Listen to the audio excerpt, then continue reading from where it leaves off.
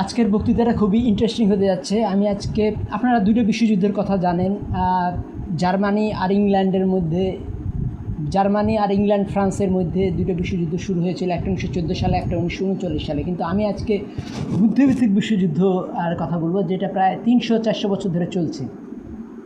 শেক্সপিয়ারের পর থেকে যুদ্ধটা শুরু হয়ে গেছে এবং এই যুদ্ধটাতে রায় দিয়েছে পরবর্তীতে জার্মানরা। এই জিনিসটা আমাদের বুঝতে হবে যে বুদ্ধিভিত্তিক বিশ্বযুদ্ধে ইসলামের আবেগ, এই পবিত্র আবেগ উদ্দীপনা বড় না ব্রিটিশ বিচার বুদ্ধি বড়, এইটা হলে গিয়ে বিরাট বড় কোশ্চেন হয়ে দাঁড়িয়েছিল। ফলে আমরা এই যে এখানে একটা গ্রুপ পেয়েছি, শিক্ষাগোষ্ঠী যে হঠাৎ করে উঠলো, আবার তারা ধ্বংস হয়ে গেল, এবং আজও শিক্ষাগোষ্ঠীর কেন প্রভাব প্রতিপত্তি বিদ্যমান, যেখানে উত্তর ভারত দক্ষিণ ভারতের শিক্ষাগোষ্ঠী কেন আসলো না। তো এই জিনিসটা আমাদের বুঝতে হবে যে শিক্ষাগোষ্ঠী কী বলতো, যে বুদ্ধিভিত্তিক মুক্তির কথা। জ্ঞান যেখানে আড়ষ্ট, বুদ্ধি যেখানে সীমাবদ্ধ, জ্ঞান যেখানে সীমাবদ্ধ, বুদ্ধি যেখানে আড়ষ্ট, মুক্তি সেখানে অসম্ভব, এই ধরনের কথাবার্তা এই শিক্ষাগোষ্ঠীর লোকেরা বলতো। তো এইগুলো হয়েছে এই ব্রিটিশ দর্শন বা রবীন্দ্র দর্শনের প্রভাবে আমরা বুদ্ধিকেই গুরুত্বপূর্ণ বলে মানা শুরু করেছি। কিন্তু আমি এখানে দেখাবো যে না, পবিত্র আবেগ তার থেকেও বড়। তো ইসলামের পবিত্র আবেগ বড় না এই ব্রিটিশ বিচার বুদ্ধি বড়, এইটা নিয়ে আমরা এখানে আলোচনা করব। এবং দুই সাহিত্য আলোচনা করলে আপনারা বুঝতে পারবেন যে আমাদের ভুলটা কোথায় হয়েছে এবং উত্তর ভারত বা আমেরিকা কোথায় সঠিক। জার্মান দর্শনকে উত্তর ভারতও অ্যাডপ্ট করেছে, আমেরিকাও অ্যাডপ্ট করেছে। দুইটা পৃথিবীর শ্রেষ্ঠ গণতন্ত্র, যেটা আমেরিকার গণতন্ত্র, এবং ভারত পৃথিবীর সবচেয়ে শ্রেষ্ঠ গণতন্ত্র না, এটা আমি জানি, কিন্তু এটা হলো পৃথিবীর লার্জেস্ট ডেমোক্রেসি। কিন্তু সেখানেও কিন্তু আল্লামা ইকবালকে তারা শ্রেষ্ঠ মনে করেছে, রবীন্দ্রনাথকে শ্রেষ্ঠ মনে করেনি। এখানকার বিজেপিও কিন্তু আল্লামা ইকবালকেই ফলো করে। তো এই জিনিসটা আমাদের বুঝতে হবে যে তারপরেও আল্লামা ইকবালকে ফলো করতে চায় না বলেই বিজেপির মধ্যে কিছুটা ফ্যাসিবাদ ঢুকে গেছে। এই জিনিসটা আমাদের বুঝতে হবে যে আমরা একটা বুদ্ধিভিত্তিক বিশ্বযুদ্ধের কথা বলছি, সেখানে এই ইসলামের আবেগ, পবিত্র আবেগ বড় না এই বিচার বুদ্ধি, ব্রিটিশ বিচার বুদ্ধি, গ্রিক বিচার বুদ্ধি, এই জিনিসগুলো বড়। যেমন প্লেটো একটা কথা বলেছিলেন যে নিগ্রোরা পেয়েছে আবেগ আর গ্রিকরা পেয়েছে বিচার বুদ্ধি। তার মানে কি, এই তিনি বিচার বুদ্ধিকে গুরুত্ব দিচ্ছেন, প্লেটোকে, আবেগকে তিনি ফেলনা বলে ফেলে দিচ্ছেন। কিন্তু এই আমরা দেখব যে এই প্লেটো ঠিক উল্টো কথাটা বলতেছেন। গেটে বলতেছেন যে মুসলমানরা সুপারম্যান, কারণ মুসলমানদের মধ্যে আছে পবিত্র উদ্দীপনা, বা আমরা বলতে পারি পবিত্র আবেগ উদ্দীপনা বা পবিত্র আবেগ। এই পবিত্র আবেগকে আমরা হার্ট বলতে পারি। হার্ট সবসময় হেডের থেকে বেশি ইম্পর্টেন্ট। তো এটাই কিন্তু আপনারা এই প্রতিটা উত্তর ভারতীয় বা বলিউডের মুভিতে দেখবেন যে তারা সবসময় হেডের থেকে হার্টের গুরুত্ব দিয়েছে। তো এই জিনিসটা আমরা বোঝার চেষ্টা করব যে এই আমাদের যে বাংলাদেশের সবচেয়ে বেশি বিখ্যাত কোনটা, এই হুমায়ূন আহমেদ এবং তার মিসির আলী এবং ঈশের চরিত্র। এই মিসির আলী হলো বুড়া, খুবই বিশ্ববিদ্যালয় প্রফেসর, জ্ঞানের প্রতীক, আর আবেগের প্রতীককে হিমু। তো হিমু আর মিসির আলীকে বেশ কয়েক জায়গায় তিনি মুখোমুখি করেছেন, তার মধ্যে একটা হলো হিমুর দ্বিতীয় প্রহর। এখানে তিনি এই মিসির আলী গুরুত্ব দিচ্ছেন, হিমুকে তিনি ফেলনা মনে করছেন। কিন্তু আমরা যদি উত্তর ভারতে সবচেয়ে বেশি নাম করেছে 3টা মুভি, একটা হলো গিয়া মুন্না ভাই MBBS, লাগে রহম মুন্না ভাই এবং 3 ইডিয়টস। এই 3 জায়গায় কিন্তু আমরা দেখব যে এই ইয়াং যে ছাত্ররা এই বুড়া যে প্রফেসরদেরকে হারিয়ে দেয়। তো এইখানে মুন্না ভাই MBBS, সেখানে কিন্তু এই ডক্টর আস্থানা হলো বুড়া, জ্ঞানের প্রতীক, আর মুন্না ভাই কি সৎ পবিত্র আবেগের প্রতীক। তো সৎ এবং পবিত্র আবেগ যেটাকে আমরা বলছি, পবিত্র আবেগ উদ্দীপনা, এই দুইটাকে মানে সুপারম্যানের বৈশিষ্ট্য বলেছে, বা মুসলমানদের বৈশিষ্ট্য বলেছে, বা মুসলিম সুপারম্যানদের বৈশিষ্ট্য বলেছে, বা অ্যাটলাসের বৈশিষ্ট্য বলেছে। সেটা বলেছে হলো গিয়া এই গেটে তার এই গেটের একটা বই আছে, ওয়েস্ট অস্ট্রেলিয়ার ডিভান। এই বইটাতে তিনি বলেছেন যে যেই জেনেছে নিজেকে আর অন্যকে, সেই জেনেছে পূর্ব আর পশ্চিম এখন আর বিচ্ছিন্ন হবার না। মানে তিনি ইস্টার্ন পার্সোনালিটির সাথে ওয়েস্টার্ন টেকনিক্যালিটির সমন্বয় গেট এখানে ঘটে দিয়েছিলেন। মানে জার্মানরা তখন চিন্তা করছিল যে আগের যে সভ্যতা ছিল, মুসলমান সভ্যতা গোটা দুনিয়া জয় করেছিল, তারপরে ব্রিটিশরা আবার গোটা দুনিয়া জয় করতেছে। গেটের সময় গোটা পৃথিবীতে, গেটে জন্মাইছে 1750 সালে, তার 8 বছর পরেই বাংলাতে ব্রিটিশরা দখল করে ফেলে। তারপরে আরও 100 বছর ব্রিটিশরা খালি পৃথিবীর বিভিন্ন দেশ মানে পৃথিবীতে 200 দেশ থাকলে 88টা দেশ তাদের কমনওয়েলথের মেম্বার, এই ব্রিটিশ কমনওয়েলথের। তাহলে এই জিনিসটা আমাদের বুঝতে হবে যে পৃথিবীর অর্ধেক দেশই দখল করে ফেলেছে ব্রিটিশরা। তাহলে ব্রিটিশদের বিচার বুদ্ধি বড় না মুসলমানদের পবিত্র আবেগ বড়? এইটা কিন্তু একটা বৌদ্ধিক মানে চারিত্রিক বিশ্বযুদ্ধ এর ঘোষণা করেছিল। সেই চারিত্রিক বিশ্বযুদ্ধের সমাধান জার্মানরা করতে পেরেছিল বলে এই জার্মানদের সাথে একসাথে 4টে দেশ একাত্র হয়েও যুদ্ধে পারতেছিল না। পরে আমেরিকা আইসা ওই জার্মানিকে মানে বিশ্বযুদ্ধ মানে এই যুদ্ধবিরতি করতে রাজি করায় বা যুদ্ধবিরতি করতে বাধ্য করে। আমেরিকান 17 লাখ সৈন্য লেগেছে। 4টে দেশ কে? একটা হলো ইটালি, একটা হলো ইংল্যান্ড, একটা ফ্রান্স, একটা রাশিয়া। 4টা একসাথে একত্র করেও জার্মানিকে কাবু করা যাচ্ছিল না। কারণ জার্মানরা এই মুসলমানদের আবেগ বড় বা সৎ পবিত্র আবেগ বড় না ব্রিটিশ বিচার বুদ্ধি বড়, এই জিনিসটাকে সমাধান দিয়েছিল। তাই সেই সমাধানের ফলে আল্লামা ইকবাল কিন্তু জার্মানি থেকে তিনি পিএইচডি করেছিলেন এবং তিনি কিন্তু ওই নাম কি বলে ভারতে এই উত্তর ভারত দক্ষিণ ভারতের আরাধ্য পুরুষ হলো রবীন্দ্রনাথ না, সেখানে সবাই ইকবালকে ফলো করে। তো ইকবালকে যখন তারা ফলো করে তখন কিন্তু তারা ওই জিনিসটাকে খেয়াল করে যে ইকবাল কেন পৃথিবীর শ্রেষ্ঠ দর্শনটা দিল, কীভাবে দিল। সেই জিনিসটাকে বুঝতে গেলে আমাদেরকে কী করতে হবে, ইকবালকে যদি আমরা বুঝতে যাই তাহলে আমাদেরকে ইকবালের যে শ্রেষ্ঠত্ব এই জিনিসটাকে আমাদেরকে মানে ওদের যে মুন্না ভাই MBBS, 3 ইডিয়টস, এগুলো কিন্তু সেই ইকবালের দর্শনের পক্ষেই রায় দিয়েছে। এবং এই মিসির আলি বা হিমু দ্বিতীয় প্রহর, যেখানে মিসির আলি ও হিমু পরস্পর মোকাবেলা করে, এখানে হিমুকে একটা খেলো চরিত্র দেখায়, একটা ভৌতিক রাতের অন্ধকার দেখায়। সেখানে একজন অন্ধ যে কিনা আসলে সে কি আদিভৌতিক কিছু না, সে আসলে একটা সাধারণ অন্ধকে দেখেই খামাখাই ভয় পেয়ে গেছে। এই নাম কি বলে হিমু, এই নিয়ে একটা হিমু চরিত্রকে একেবারেই খেলো করে দেখায় এবং মিসির আলি চরিত্রকে অত্যন্ত শ্রেষ্ঠ করে দেখায়। এটা কে দেখায়? এই হুমায়ুন আহমেদ, তার হিমু দ্বিতীয় প্রহর। বইটা অত্যন্ত জঘন্য। কী কারণে? ওই বইটা পড়লে কিন্তু ভালো লাগবে, কিন্তু যদি তুলনা করেন তখন আপনি বুঝতে পারবেন যে বইটা কেন খারাপ। সেই জিনিসটাকে কিন্তু মানে হিমুর আবেগ, সৎ আবেগ, হিমুর মধ্যে আছে সৎ আবেগ, আর মিসির আলির মধ্যে আছে বিচার বুদ্ধি। মিসির আলি অনেক বয়স্ক আর হিমু কিন্তু বয়স অত্যন্ত কম। তাহলে এই জিনিসটা আমাদের বুঝতে হবে যে হিমু আর মিসির আলিকে মোকাবেলার মতোই আমরা কিন্তু এই মুন্না ভাই MBBS ডক্টর আস্থানার যে বুড়া জ্ঞানী বয়স্ক ডক্টর আস্থার সাথে সংগ্রামে প্রবৃত্ত হয়। অল্প বয়সী তিনি হলেন গিয়া তার ছেলের বয়সী আর কি, তার মেয়ের বয়সী, সেটা হলে গিয়ে ডক্টর আস্থানার মেয়ের বয়সী হলো সঞ্জয় দত্ত। সঞ্জয় দত্ত কী করে, এই সে দেখায় যে না, তোমার এই বিচার বুদ্ধির থেকে আমার আবেগটা, সৎ আবেগ, সেটা কিন্তু অনেক বড়। প্রথমেই যখন সে মেডিকেল কলেজে ঢুকে তখন দেখে একটা রুগী হয়ে যাচ্ছে, মারা যাচ্ছে, বিষ খাইছে, কিন্তু তাকে মারা যাওয়ার বলে ফর্ম ভরো। তো বলতে ফর্ম ভরতে ভরতে যদি রুগীরা মারা যায়, এই জন্য প্রথমেই ডাক্তারের সে গলা চেপে ধরে এবং বলে যে আমি যদি এখন তো মেরে ফেলি তো পুলিশের অপেক্ষা করবে না, অন্য কেউ বাঁচাতে আসবে, অবশ্যই বাঁচাতে আসবে। তো কাজে পুলিশটা বড় না, আইন কানুন বড় না, নিয়ম কানুন বড় না, সৎ আবেগটা বড়। যেটা আল্লামা ইকবাল তার কবিতায় বলেছেন যে এক সারায় যায় মুসলমানি আর এক জজবাতে মুসলমানি। হ্যাঁ, তো জজবাতে মুসলমানি ফালাকুল আফলাক। তিনি বলতেছেন যে আল্লামা ইকবাল যে ইসলামের শরীয়ত একটা জিনিস আর ইসলামের আবেগ একটা জিনিস, কিন্তু ইসলামের আবেগ হলো সমস্ত আকাশের শ্রেষ্ঠ, সবচেয়ে উপরের আকাশ হলো গিয়া ফালাকুল আফলাক হলো কি ইসলামের যে আবেগ। তো সেই ইসলামের আবেগের কথাই কিন্তু আমি বলছি। সেই ইসলামের আবেগই কিন্তু এই গেটে বলেছেন যে মুসলমানদের মধ্যে আছে পবিত্র আবেগ বা পায়াস এক্সাইটমেন্ট। সেটা কোন বইতে বলেছে সেটা নাম আমি বলে দিচ্ছি, আপনারা যা পড়েন।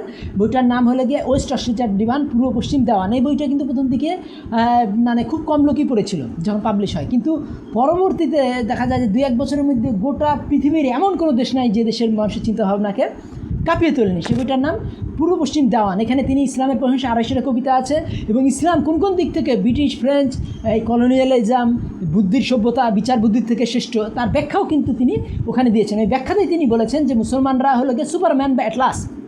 অ্যাটলাসের কাহিনী তো আপনারা জানেন কি জানেন না আমি বলে দিই। অ্যাটলাস ছিল এরকম যে অ্যাটলাসরাও টাইটান, তো টাইটানদের পরাজিত করে জিউস করেছে, ক্ষমতা দখল করেছে, কিন্তু বিভিন্ন অ্যাটলাসদেরকে বন্দি করে রাখছে জিউস। তো আকাশ ভেঙে পড়তে শুরু করলো, তখন বললো, দেবরাজ জিউস বললো যে অ্যাটলাস তুমি আকাশকে 2 হাতে আটকায় রাখো। তাহলে এই যে বিশ্ব সভ্যতাকে ধরে রাখছে, এটা কেউ বলতেছে এই ইসলামকে বলতেছে অ্যাটলাস, গেটে বলতেছেন। তার কোন কাব্যগ্রন্থের নাম হলো গিয়া ওয়েস্টার্স রিচার্ড ডিভান। এবং ওয়েস্টার্স রিচার্ড ডিভানে তিনি বলেছেন যে আমি অনেক কাব্যগ্রন্থের ব্যাখ্যা দিয়েছি, অনেক কাব্যগ্রন্থের ব্যাখ্যা দিইনি, কিন্তু এটাকে আমাকে ব্যাখ্যা দিতে হলো। এবং ব্যাখ্যা যে এত চমৎকার হয়েছে, ব্যাখ্যাটা পড়লে পরে আপনি বুঝবেন যে ইসলাম কেন ব্রিটিশের থেকে শ্রেষ্ঠ। কিন্তু আমাদের যারা শিক্ষাগোষ্ঠীর আবুল হোসেন বলি, মোতাহার হোসেন চৌধুরী বলি, এবং গেটেকে বুঝতে গেলে আমাদের কান্টকে বুঝতে হবে, কান্টের ওই বইটাকে বুঝতে হবে, বইটার নাম হলো গিয়া on the concept of beautiful and Sublime. তো এই কান্টকে যে, এবং তার ওই কান্টের যে ক্রিটিক অফ পিউরিজন এগুলোকে বুঝতে হবে, critique of practical reason, critique of judgement এগুলোও বুঝতে হবে। কিন্তু এই কান্ট, গেটে এবং হেগেল এই তিনজনকেই বুঝতেন না কারা? এই যারা হলেন গিয়া রবীন্দ্র ভক্ত, যারা হলেন গিয়া শিক্ষাগোষ্ঠীর মোতাহার হোসেন চৌধুরী, কাজী মোতাহার হোসেন, তারপরে এই আবুল হোসেন, তারপরে কাজী আব্দুল ওদুদ, এরা জার্মান দর্শন বুঝতেন না বলেই তারা বুঝতে পারেননি যে ইসলামী সভ্যতা বা ইসলামের পবিত্র আবেগ কেন ঈশ্বর থেকে বেশি, এই নাম কি বল, ব্রিটিশ বিচার বুদ্ধির থেকে বেশি গুরুত্বপূর্ণ। তো এখন বিচার বুদ্ধি যদি আমরা ব্রিটিশ বিচার বুদ্ধিকে যে ব্রিটিশে কিন্তু এখনও কিন্তু পৃথিবীর অন্যতম একটা শ্রেষ্ঠ সভ্যতা, কিন্তু ব্রিটিশ সভ্যতার উত্থান কিন্তু ইসলামের হাত ধরে, এই জিনিসটা আমাদেরকে বুঝতে হবে। সেই জিনিসটাই কিন্তু আমাদের বুঝতে পারেননি, সেটা হলো গিয়া নাম কি বলে আমাদের বর্তমান এই যারা শিক্ষাগোষ্ঠীর লোকেরা। তো এই জিনিসটা আমাদের বুঝতে হবে যে এই ব্রিটিশ যে বিচার বুদ্ধি, সেই বিচার বুদ্ধির থেকে শ্রেষ্ঠ হলো গিয়া যে এই যে বিচার বুদ্ধি, এই বিচার বুদ্ধিকে গুরুত্ব দিয়েছিল কিন্তু গ্রিকরাও, কিন্তু গ্রিকরা ধ্বংস হয়ে গেছে, কিন্তু ব্রিটিশ এখানে ধ্বংস হয় না। কারণ ব্রিটিশদের মধ্যে ইসলামকে আর ইহুদিদেরকে সম্মান করার একটা বিরাট ব্যাপার আছে। ব্রিটিশরা যখন সভ্যতাটা উঠে আসলো, এই জিনিসটা বুঝতে হবে যে এটা 1588 সালে আর্মাডাকে ধ্বংস করে দিয়েছিল ব্রিটিশ, স্প্যানিশ আর্মাডাকে। তো স্পেনিশে কিন্তু যখন এই গ্রানাডা, কর্ডোবা এগুলো দখল করলো, তখন তারা দুইটা ক্রিয়েটিভ জাতিকে ইউরোপ থেকে বা ফ্রান্স থেকে বিতাড়িত করে দেয়। ইউরোপ থেকে তো না, এই স্পেন থেকে বিতাড়িত করে দেয়, সব অংশে বিতাড়িত করে দেয়। তার দুইটার নাম হলো কি, একটা হলো ব্রিটিশ, একটা মুসলমান, একটা ইহুদি। তো এই মুসলমান এবং ইহুদি এই দুইটা জাতিকে ব্রিটিশে সবসময় সম্মান করেছে, এবং মুসলমানদের মধ্যে কিন্তু ওই পবিত্র উদ্দীপনা আছে, ইহুদিদের মধ্যে আছে কিন্তু কম মাত্রায় আছে। তাহলে এই ইসলামের, এবং এই জিনিসটা আমাদের বুঝতে হবে যে পরবর্তীতে যখন গেটে এই ইসলামের শ্রেষ্ঠত্ব দেখিয়ে দিলেন ব্রিটিশ সভ্যতার উপরে, তখন কিন্তু ম্যাথিউ আর্নল্ড নামে আরেকজন আবার তিনি করলেন কি, একদিকে দেখালেন তিনি ব্রিটিশ, আরেকদিকে হলো গিয়ে ইহুদি, একদিকে হলো গ্রিক আর একটা ইহুদি, হেলেনিক এবং হেব্রাইক, এই দুই সিভিলাইজেশনের মধ্যে তুলনা করে বলেন এই দুই সিভিলাইজেশন সভ্যতার সংঘাতের মধ্যে দিয়েই এই বর্তমান রেনেসাঁ আসছে। কিন্তু এটা সর্বভাবে মিথ্যা, কারণ এই খ্রিস্ট ধর্মের আদি পর্বেও কিন্তু এই ইহুদি আর গ্রিকদের মধ্যে সংঘর্ষ হয়েছে, তখন কিন্তু কোনো রেনেসাঁ হয়নি। কিন্তু রেনেসাঁ আসলে হয়েছে দান্তে থেকে। এটা দান্তে যারা পড়েছেন তারা সবাই জানেন, আর দান্তে তো পড়েইনি, বুঝেইনি আমাদের হুমায়ুন আজাদ, দান্তে নিয়ে খামাখাই তিনি মিথ্যাচার করে গেছেন। তো এই দান্তের কিন্তু মানে মেইন যে কনসেপ্ট, এটা ইসলামেরই একটা প্রতিবিম্ব বলা যায়। যেমন খ্রিস্টানদের কিন্তু বেস্তের মধ্যে সবাই সমান, কিন্তু এই স্তর বিন্যাস নাই। কিন্তু ইসলামে কিন্তু 7-8টা বেস, 7টা বা 8টা বেস তো আছে, তার মধ্যে আবার স্তর বিন্যাস আছে মুসলমানদের। তো কাজেই মুসলমানদের প্রতিটা যার্রায় হিসাব হবে, যার্রাতুন সাররা ইয়াররা, যে অনুপরিমাণ সৎকার করবে সেও তা দেখতে পাবে, যে অনুপরিমাণ সৎকর্ম করবে সেও তা দেখতে পারবে। ফলে মুসলমানদের জীবন হলো গিয়া প্রতিযোগিতার জীবন, রাইভালরি এবং গৌরবের জীবন। আল্লাহ নবী মানুষদের মনে গৌরবকে ভরে দিয়েছেন, যেটা জিসাস ক্রাইস্ট অনেক ক্ষেত্রে মানুষকে নিন্দা করেছেন, বা পল এটা জেসক্রাইব করেনি, করেছেন যে সেন্ট পল, মানুষকে পাপী বানিয়েছেন, হ্যান ত্যান। কিন্তু আল্লাহ নবী বলেছেন যে ওই আদমকে প্রথমেই আল্লাহ মাফ করে দিয়েছে, আর মানুষ পাপী জাত না। এই জিনিসটা বুঝতে হবে যে ইসলাম ছিল প্রচণ্ড পরিমাণেই জীবনমুখী। আল্লাহ নবী নির্ধারণের থেকে অবস্থাপন্ন অবস্থাকে গুরুত্ব দিয়েছেন, অসুস্থ অবস্থা থেকে সুস্থ অবস্থায় গুরুত্ব দিয়েছেন, বার্ধক্য থেকে যৌবনকে গুরুত্ব দিয়েছেন, মূর্খ অবস্থা থেকে লেখাপড়াকে গুরুত্ব দিয়েছেন, এবং অসুস্থ অবস্থা থেকে সুস্থ অবস্থায় গুরুত্ব দিয়েছেন। কিন্তু সেন্ট পল প্রচারিত খ্রিস্টান ধর্ম কিন্তু অসুস্থতাকে গুরুত্ব দিয়েছে, নোংরা থাকাকে গুরুত্ব দিয়েছে, নির্ধন থাকা গরিব থাকাকে গুরুত্ব দিয়েছে, এবং অসুস্থ থাকাকে গুরুত্ব দিয়েছে, এবং বার্ধক্যকে গুরুত্ব দিয়েছে। কিন্তু আমরা যৌবনকে গুরুত্ব দিই মুসলমানরা। তো এই যে আমরা 3 ইডিয়টসের সাথে, 3 ইডিয়টস বা মুন্না ভাই মেবিয়াসের সাথে আমরা তুলনা করতে বসছি, এই যে হিউমার মিসির আলীর মধ্যে যে হিউম্যান ক্যারেক্টারটা প্রতিটা জায়গায় দেখিয়েছে যে অবাস্তব খেলো একটা চরিত্র। কিন্তু এখানে কিন্তু এই যে 3 ইডিয়টস বা লাগেরাহ মুন্না ভাই বা মুন্না ভাই এমবিবিএস, এখানে সবগুলো কিন্তু অতিমাত্রায় বাস্তব, এবং দেখাইছে যে হার্ট কিন্তু হেডের থেকে বড়। এটা কিন্তু বার্ট্রান্ড রাসেলও স্বীকার করেছেন। বার্ট্রান্ড রাসেলের ওই অংশটুকু আমি বলে দিই, তাহলে আপনাদের সুবিধা হবে। যে বার্ট্রান্ড রাসেল বলেছেন যে এই নাম কি বলে, বার্ট্রান্ড রাসেল কী বলেছেন, বার্ট্রান্ড রাসেল বলেছেন যে এই নাম কি বলে, বার্ট্রান্ড রাসেল এই কথাটা বলেছেন যে এই মানুষ যে মানে মানে প্রতিটা মানুষ কিন্তু ব্রেইন মানে প্রতিটা মানুষ কী করে, প্রতিটা মানুষ ওই নাম কি বলে এই মানে যারা দুইটা ডাক্তার, ভিলেজ ডাক্তার, এক ডাক্তার বললো যে এই সত্যি সত্যি যেটা লাগে সেগুলো দাও, আর একটা ডাক্তার মিথ্যা করে বলতো অমুক জিনিস লাগবে তমুক জিনিস লাগবে, মিথ্যা করে টাকা পয়সা নিয়ে সে ওষুধ দিত, আর আরেকজন সত্যি যে কটা জিনিস লাগবে ইনগ্রিডিয়েন্টস থেকে সেই জন্য টাকা নিত এবং সেই জিনিসটা আনে দিলে পরে সে ব্যবসা ওই ওষুধটা বানিয়ে দিত। তাহলে দেখা গেল যে যেই ডাক্তার মিথ্যা কথা বলতো সেই ডাক্তার কিন্তু উন্নতি করার কথা, কিন্তু এটা হলো শিয়ালের বুদ্ধিতে কিন্তু বলতে পারে যে না আমি মিথ্যা কথা বলে টাকা নিব, কিন্তু পরে দেখা গেল যে যেই ডাক্তার সত্য কথা বলতো সেই ডাক্তারের কাছেই সমস্ত রুগী এলাকা ভিড় করলো এবং সেই ডাক্তারই বেশি টাকা ইনকাম করলো এবং সেই ডাক্তারই ধনী হয়ে গেল এবং সেই ডাক্তারই জয়লাভ করলো। কিন্তু এই যে সৎ থাকাটা কিন্তু মানে চালাকি দ্বারাও নেওয়া যাইতো, কিন্তু নোবডি ওয়াজ সাফিসিয়েন্ট শিওর, এই জিনিসটা বুঝতে হবে। এটা আল্লাহ এই নাম কি বলে বার্ট্রান্ড রাসেলই বললেন যে নোবডি ওয়াজ সাফিসিয়েন্ট শিওর, কোনো মানুষই এতখানি চালাক হইতে পারে না যে তারা বুঝতে পারে যে honesty is the best policy. Honesty best policy বলে কারা? যাদের মধ্যে হৃদয়টা শক্তিশালী। তো কাজে এই জিনিসটা বুঝতে হবে যে কিন্তু নো ইমোশন সাফিসিয়েন্টলি সিক্রেট কিন্তু কেউ বলে না। এই ইমোশন সিক্রেট হতেই পারে, পবিত্র উদ্দীপনা হতে পারে, আর পৃথিবীতে পবিত্র উদ্দীপনার সবচেয়ে বড় খনি হলো আল্লাহ নবী এবং ইসলাম। আল্লাহ নবী ও ইসলামকে যদি আমরা বুঝতে পারি তাহলে কি হবে যে আমরা ওই পবিত্র উদ্দীপনা বা পবিত্র এক্সাইটমেন্টকে বুঝতে পারবো, ওই মুসলমানরা হয়ে যাবে। তখন কী হবে? অ্যাটলাস বা সুপারম্যান। আর সুপারম্যানের সাথে তো এই শিয়ালের বুদ্ধি পারবে না। এই জিনিসটা বুঝতেই হবে যে ব্রিটিশরা বিচার বুদ্ধির কথা বলেছে, গ্রিকরা বিচার বুদ্ধির কথা বলেছে, কিন্তু গ্রিকরা ইসলামের আগে বলেই যেহেতু তারা শুধু এই বিচার বুদ্ধির কথা বলেছে বলেই তারা হারিয়ে গেছে গ্রিক সভ্যতা, এবং ইহুদিরা অতখানি মানে হৃদয়ের যে ধর্ম বা যেটা হৃদয়ের পবিত্র উদ্দীপনা সেটাকে অতখানি এম্বল্ডেন বা শক্তিশালী করতে পারে নাই বলে গ্রিক সভ্যতাকে ইহুদিরা রক্ষা করতে পারে না। কিন্তু এখনকার ব্রিটিশ সভ্যতাকে কিন্তু মুসলমানরা রক্ষা করতে পারছে, কারণ এই ইটালিয়ান সভ্যতা বলি আর ফ্রেঞ্চ সভ্যতা বলি, যেটাতে রেনেসাঁ সভ্যতা, এই দুটারই উৎপত্তি হয়েছে এই ক্রুসেডের পর থেকে। এবং ক্রুসেডের যে সবচেয়ে বড় নায়ক যাকে আমরা বলি দান্তে, তার কাব্যগ্রন্থটাও ডিভাইন কমেডিয়াও কিন্তু আল্লামা মানে ইসলামের যে মিরাজ বা আল্লাহর সাথে দিদারের কাহিনীর উপরে ভিত্তি করে এটাও কিন্তু ওই দান্তে এই দেখা যাচ্ছে আল্লাহর সাথে দেখা করতে যাচ্ছেন, স্বর্গবেস্ত প্রভূমিন করছেন, যেটা আমাদের মিরাজেও আল্লাহ নবী করেছিলেন। তো কাজে এই জিনিসগুলো আমাদেরকে বুঝতে হবে যে ইসলামকে ফলো করেই এই রেনেসাগুলো হয়েছে, সেটা ইটালির রেনেসা হোক আর এই স্পেনের রেনেসা হোক আর ইংল্যান্ড ফ্রান্সের রেনেসা হোক, কিন্তু তারা এইভাবে ইসলামের শ্রেষ্ঠত্বটা স্বীকার করেনি যেটা জার্মানরা স্বীকার করেছে।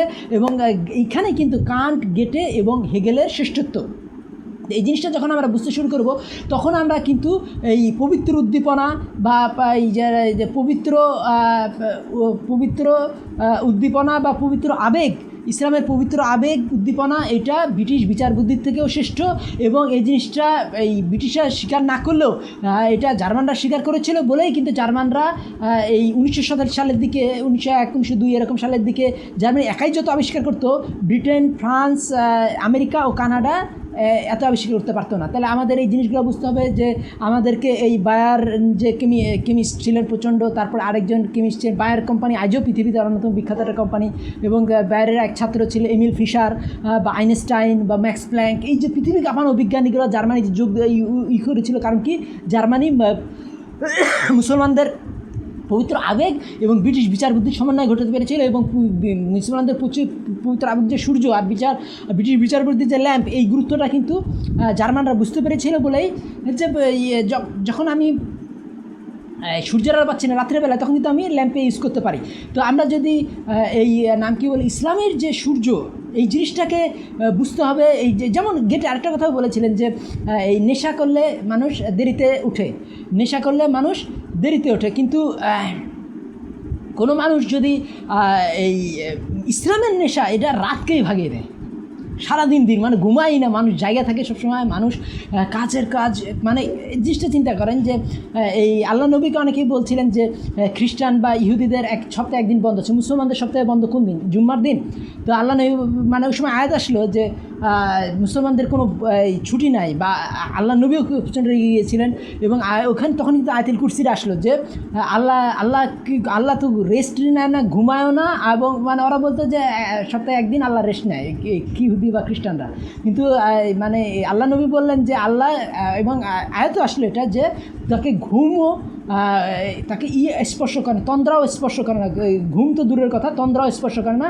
মানে আল্লাহ নবী বললেন যে যদি বিশ্ব সংসার সব এক গ্রহ উপগ্রহতে বাড়ি লেগে যেত, আল্লাহ যদি বিশ্রাম নিতেন সপ্তাহে একদিন, তাহলে কিন্তু গ্রহ উপগ্রহ সব লেগে যেত। তার মানে কি, কোরআন শরীফে আসছে যে তোমরা মানে শুক্রবারে জুমা নামাজ পড়ে কাজে বেরিয়ে যাও। মানে এত কাজের গুরুত্ব দিয়েছেন আল্লাহ নবী। এই জিনিসগুলো কিন্তু আমরা মুসলমানরা বুঝি না বলেই এখন মুসলমানরা আলসা হয়ে গেছে, আর জাপানি আর আমেরিকানরা পরিশ্রম করে বেড়াচ্ছে, গোটা দুনিয়ার নিয়ন্ত্রণ করছে ব্যবসা বাণিজ্য।